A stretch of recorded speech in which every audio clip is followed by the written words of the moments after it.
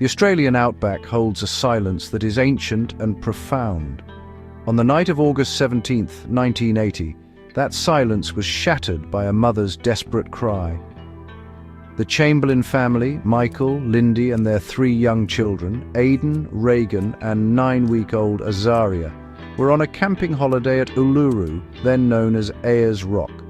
This magnificent monolith, a sacred site for Indigenous Australians, stood sentinel over their small tent. They were sharing a barbecue with other campers, the desert air growing cool as darkness fell. The scene was ordinary, a simple family vacation in one of the world's most extraordinary landscapes. No one could have predicted the horror that was about to unfold and capture the attention of a nation. Lindy Chamberlain put her baby, Azaria, to sleep in a bassinet inside their tent. She then returned to the barbecue area, just a few meters away. A short time later, a cry was heard from the tent. It was sharp but brief. Lindy went back to check on her daughter, expecting to find her fussing or maybe needing a blanket. Instead, she was met with a scene of terrifying emptiness. The bassinet was empty. In the dim light, she saw a dingo, a native wild dog slinking out of the tent and disappearing into the darkness. Her immediate panicked scream, "A dingo's got my baby!" would become the most infamous phrase in modern Australian history, echoing through the decades that followed. The initial reaction from the other campers was one of confusion and then frantic action. Torches cut through the night as a search party quickly formed. They scoured the surrounding spinifex and scrubland, their voices calling out Azaria's name into the vast, indifferent wilderness. The police were called and the search intensified, but there was no sign of the tiny infant. From the very first moments, Lindy Chamberlain's story was met with a mixture of shock and disbelief. A dingo taking a baby from a tent? It seemed almost unbelievable, like a folk tale come to life. The idea was so foreign to most Australians that it planted the first seeds of doubt. This disbelief was not just among the public, it was present among the initial investigators as well. Dingoes were known to be opportunistic scavengers, but an attack on a human infant, snatched from a family tent, was unprecedented. The searchers found dingo tracks around the tent, and Azaria's torn and bloodied jumpsuit was discovered a week later. But the baby herself was gone. The desert had swallowed her whole.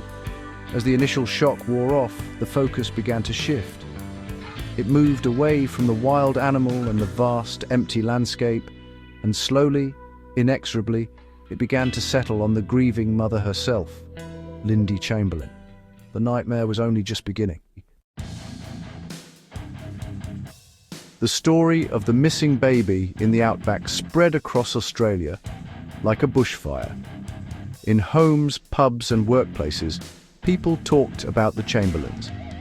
The initial sympathy for a grieving family quickly began to curdle into suspicion.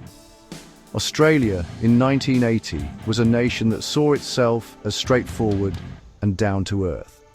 The story of a dingo taking a baby felt too strange, too dramatic, and just a bit too convenient for many. Skepticism became the default response. People who had never been to the outback, who knew nothing of dingo behavior, suddenly became experts. They questioned the story, picked it apart, and offered their own theories, most of which pointed away from the dingo and towards the parents. This public suspicion was fueled by a lack of understanding. Most urban Australians viewed dingoes as shy, dog-like creatures, more likely to run from humans than to attack them. The idea of a dingo brazenly entering a tent and snatching an infant was simply too far-fetched for many to accept. Cruel jokes and cartoons began to circulate, making light of the tragedy and mocking Lindy's cry. The phrase, "A dingo's got my baby," became a punchline, detached from the horrific reality it described. This national mood of disbelief created fertile ground for rumor and gossip to grow, twisting a family's private tragedy into a public spectacle of judgment. The media played a significant role in nurturing this atmosphere of doubt. Newspapers and television reports latched onto the sensational aspects of the case. They amplified the public's questions and gave voice to the most outlandish theories. Instead of focusing on the facts of the disappearance, the dingo tracks, the torn clothing, the eyewitness accounts of dingoes near the campsite, many reports began to subtly and then overtly cast suspicion on Lindy and Michael Chamberlain. Every detail of their lives was scrutinized and presented to the public for judgment.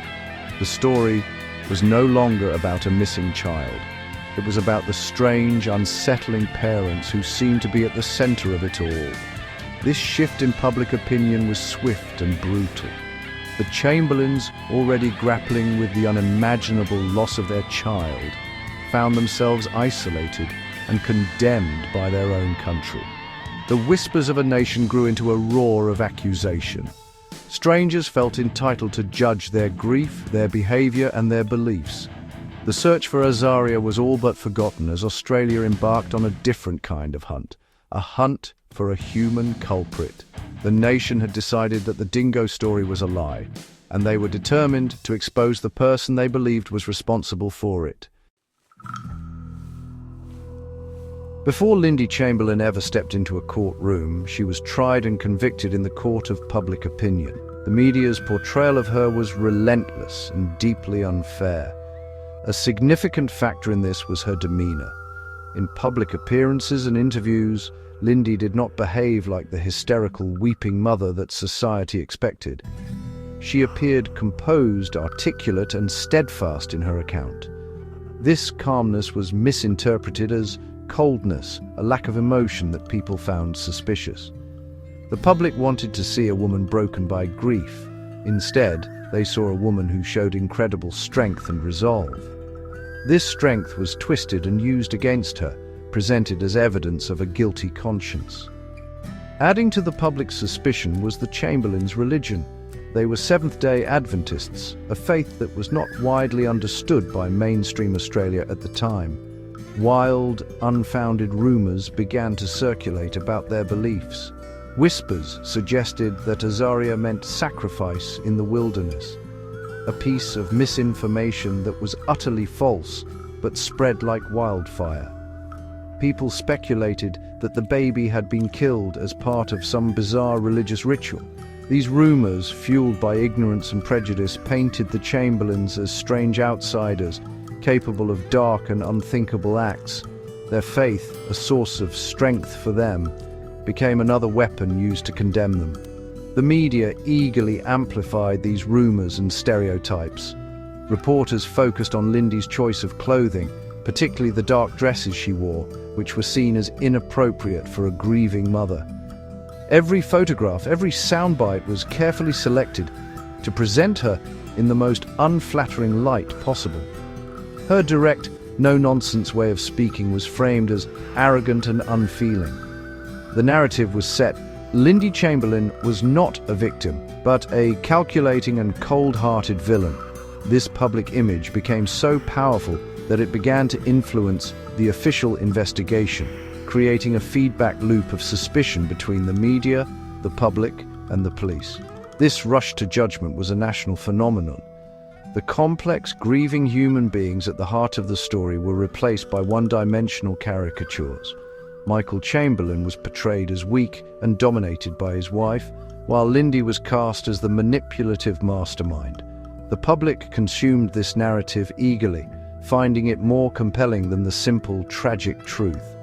The trial by media ensured that by the time the case reached an actual court, the jury pool was already saturated with prejudice and misinformation. Lindy Chamberlain stood no chance of receiving a fair hearing because in the minds of millions of Australians, she was already guilty. As public opinion hardened against Lindy Chamberlain, the police investigation began to mirror the same biases. Instead of conducting a thorough and open-minded inquiry into Azaria's disappearance, the focus narrowed almost exclusively on proving that Lindy was responsible. The initial theory of a dingo attack was pushed aside in favor of a murder investigation. This tunnel vision led to a series of critical errors and a reliance on flawed forensic science that would ultimately lead to a grave miscarriage of justice. The police were no longer searching for the truth. They were searching for evidence to support their preconceived conclusion. One of the most significant mistakes involved the family's car, a yellow Holden Torana. investigators claimed to have found evidence of fetal blood spatter under the dashboard. This became the cornerstone of the prosecution's case, presented as irrefutable proof that Lindy had murdered her baby in the car and disposed of the body. Forensic experts testified with great certainty about these findings. The problem was, they were completely wrong. The blood was, in fact, not blood at all. It was a combination of sound-deadening chemicals used in the car's manufacturing process, mixed with dust and other debris. This fundamental error was not discovered for years. The police work at the original scene was also heavily criticized, and the campsite was not properly secured in the crucial hours after Azaria vanished, potentially contaminating or destroying vital evidence. The baby's jumpsuit, when it was found, was handled by multiple people, and photographs were taken before it was properly examined for dingo saliva or hair. The investigation seemed to discard any evidence that supported the dingo story and amplify anything that could be twisted to point towards Lindy. A recording of Azaria's cry, which some sound experts believed contained the growl of a dingo, was dismissed by the prosecution as irrelevant. This focus on building a case against Lindy, rather than following the evidence wherever it led, created an atmosphere where mistakes were not just possible, but inevitable. The pressure to solve this high-profile case was immense, and it seems the investigators felt compelled to deliver the culprit the public was demanding. They relied on questionable scientific methods and ignored contradictory facts. The search for justice for Azaria became secondary to the quest to convict her mother.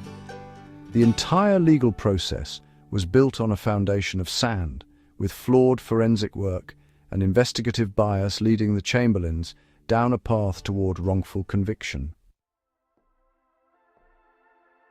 The trials of Lindy and Michael Chamberlain were honestly among the most sensational in Australian history. The courtroom, it really became a theatre where the prosecution presented its case, built on flimsy, circumstantial evidence and the now discredited forensic findings from the family car. The defence, well, they argued passionately that there was no motive, no body, and no murder weapon. They presented expert evidence on dingo behaviour and highlighted the inconsistencies in the police investigation. However, they were fighting an uphill battle against the tide of public opinion and the seemingly conclusive scientific evidence presented by the Crown's experts. The nation watched, captivated, as the legal drama unfolded. Then, in October 1982, the jury delivered its verdict. Michael Chamberlain was found guilty as an accessory after the fact and given a suspended sentence. Lindy Chamberlain, pregnant with her fourth child, was found guilty of murder and sentenced to life in prison with hard labour.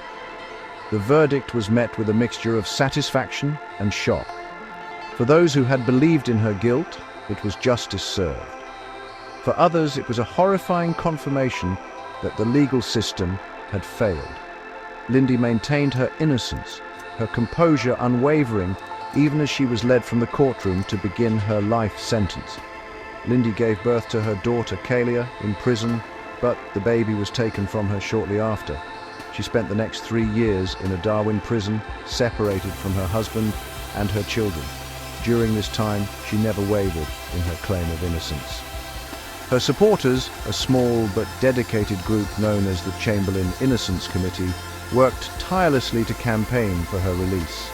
They raised funds, organised petitions, and continued to challenge the evidence that had put her behind bars. For most of Australia, though, the case was closed. Lindy Chamberlain was a convicted murderer, and the Dingo story was nothing more than a lie. The imprisonment of Lindy Chamberlain is, honestly, a dark chapter in Australia's legal history. It represents the culmination of media frenzy, public prejudice, and flawed science. A grieving mother was locked away, her family torn apart, all because her story was too strange to be believed. While she sat in her prison cell, the real truth lay hidden in the red dust of the outback, waiting for a chance discovery to bring it to light. The injustice was profound, But the final act of this tragic story was yet to be written. The fight for Lindy's freedom was far from over. For years, the case seemed closed, and Lindy Chamberlain remained in prison, a symbol of a crime that had shocked the nation. Then, in early 1986, came a discovery that would change everything. An English tourist, David Brett, fell to his death while climbing Uluru. As police searched the area for his remains, they stumbled upon something completely unexpected in a desolate area riddled with dingo lairs. It was a small piece of clothing, partially buried in the red soil. It was a baby's matinee jacket, the very jacket that Lindy had insisted Azaria was wearing over her jumpsuit on the night she disappeared. The discovery of the jacket was a bombshell. Its location near a dingo den was powerful corroboration of Lindy Chamberlain's story. The jacket had been a point of contention during the trial.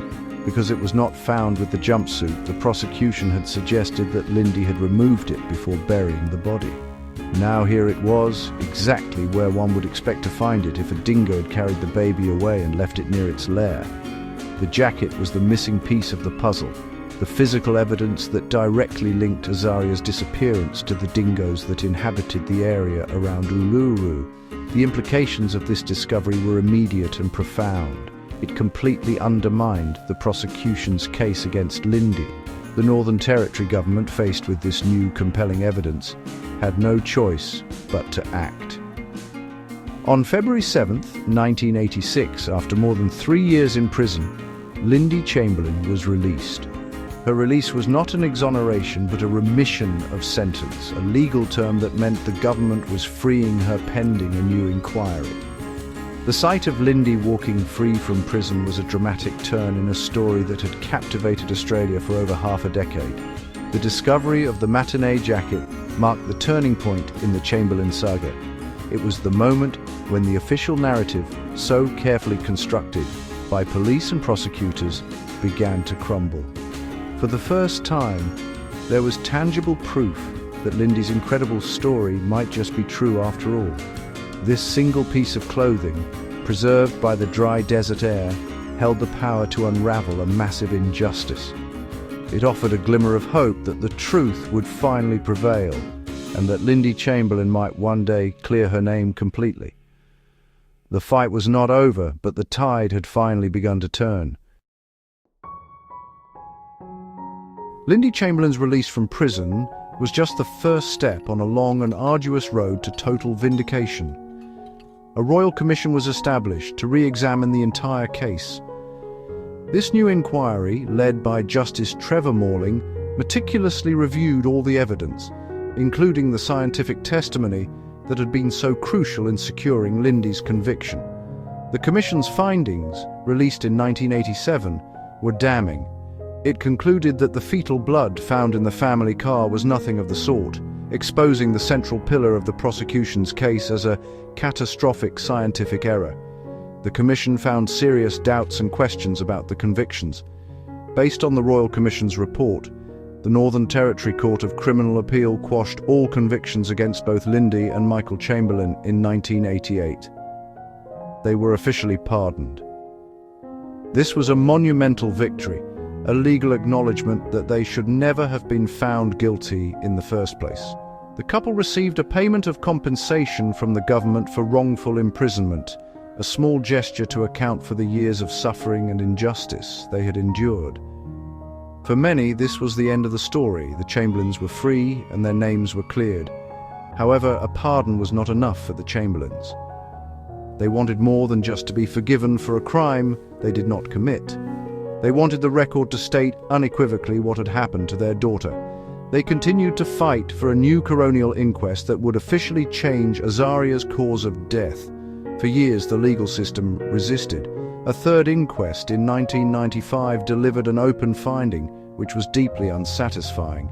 It acknowledged the evidence supporting the Dingo story, but stopped short of declaring it as fact, leaving a shadow of doubt hanging over the family. Finally, in 2012, more than 3 decades after Azaria vanished, a fourth coronial inquest was held. This time, the coroner, Elizabeth Morris, delivered the verdict the Chamberlains had fought so long to hear. She officially ruled that Azaria Chamberlain had died as a result of being attacked and taken by a dingo. She offered a heartfelt apology to the family for the systemic failures that had caused them so much pain. At long last, an amended death certificate was issued for Azaria, officially closing the case. The legal battle was over, but the personal and social scars of the ordeal would remain forever. The exoneration of the Chamberlains could not erase the immense human cost of their ordeal. The disappearance of their baby was a tragedy of unimaginable proportions, but what followed was a second man-made tragedy that compounded their suffering. The family was torn apart, first by grief, then by public condemnation, and finally by the legal system itself. Michael and Lindy's marriage, strained under the immense pressure of the trials and imprisonment, eventually ended in divorce in 1991. The family unit that had gathered for a simple barbecue at Uluru was shattered, a casualty of the national obsession with their case. The impact on the Chamberlain children was also profound. Aidan, who was just 6 years old at the time, was cross-examined during the investigation and carried the weight of the events for his entire life. Reagan was only 4, and Kalia was born into the chaos, taken from her mother at birth. They grew up in the shadow of the case, their family names synonymous with suspicion and notoriety. They had to navigate a world where their parents were, for many years, considered Australia's most infamous criminals. The loss of a sister was compounded by the loss of a normal childhood. Lindy Chamberlain herself paid the highest price. She lost her baby, her freedom, her reputation, and her marriage. She was transformed from a private citizen into a public symbol, reviled by many and misunderstood by most. Her strength and resilience in the face of such overwhelming adversity were extraordinary, but they came at a great personal cost. For years, she was unable to grieve for her daughter in private, as every emotion and action was publicly scrutinized.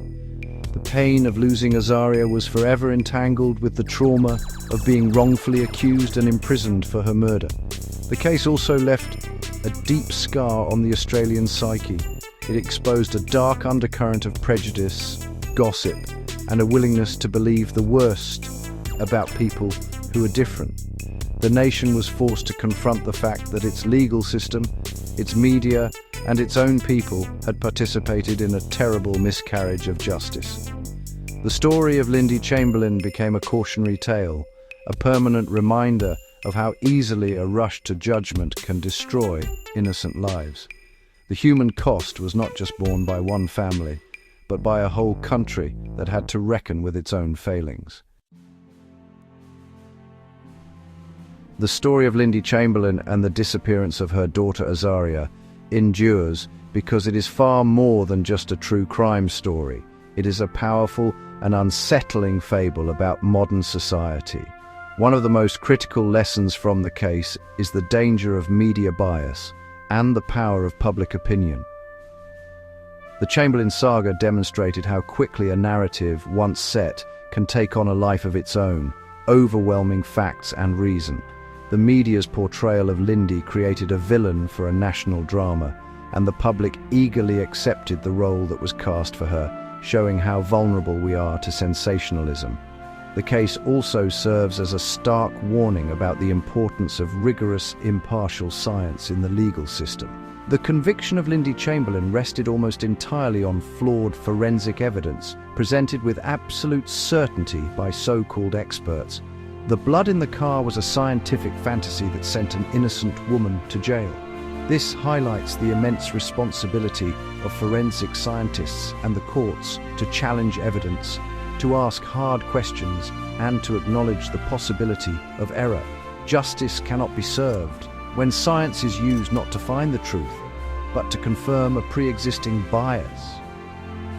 Furthermore, the Chamberlain case exposes the ugly face of prejudice.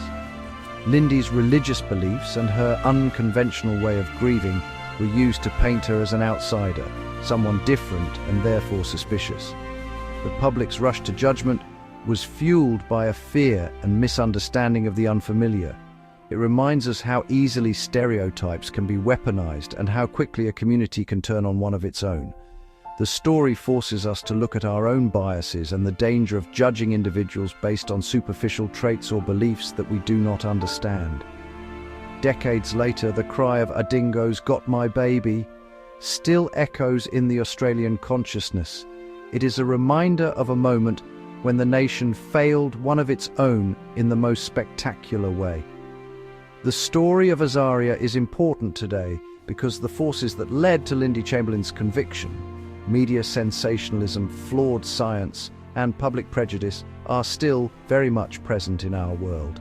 It stands as a timeless and tragic lesson on the fragility of truth, the fallibility of justice, and the devastating human cost of a society that is too quick to judge and too slow to listen.